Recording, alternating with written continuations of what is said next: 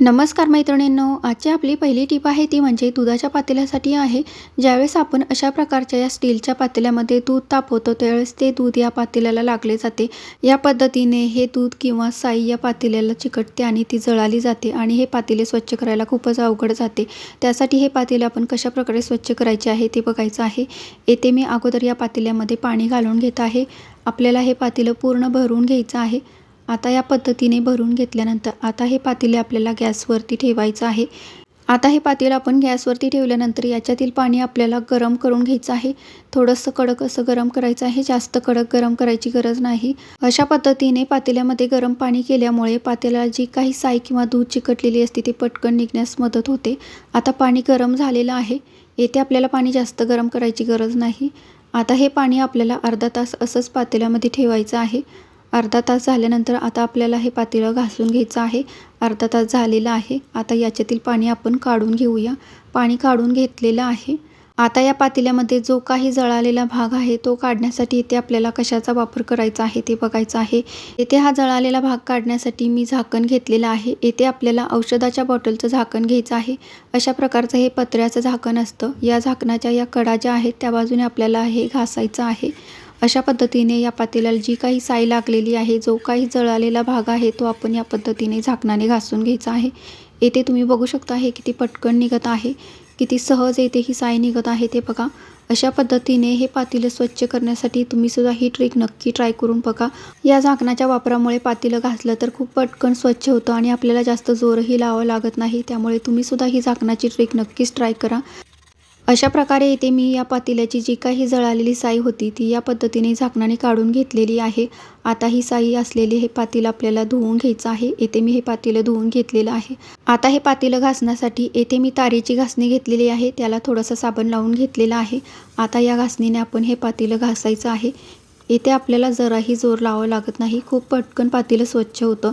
या पद्धतीने येथे मी तारेच्या घासणीने सर्व बाजूने हे पातेलं घासून घेतलेलं आहे. अशा पद्धतीने येथे हे पातेलं मी आतून आणि बाहेरून घासून घेतलेलं आहे. आता हे पातेलं आपण स्वच्छ धुवून घेऊया. येथे आता आपण नळाच्या पाण्याने हे पातेलं स्वच्छ धुवून घेऊया.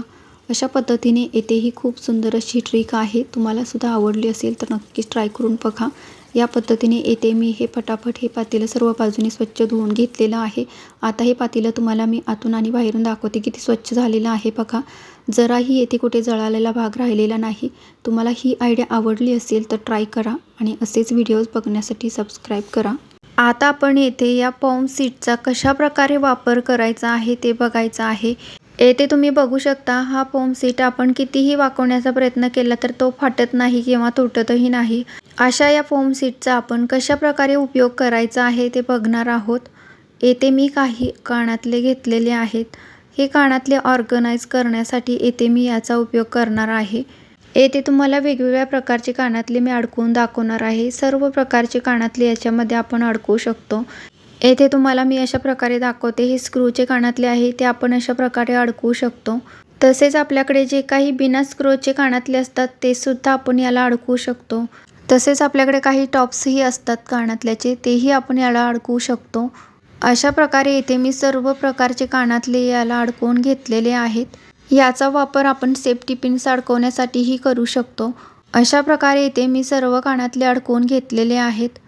या फोम सीटचा अशा प्रकारे वापर तुम्ही याच्या अगोदर कधी केला आहे का नक्की कमेंट करून सांगा.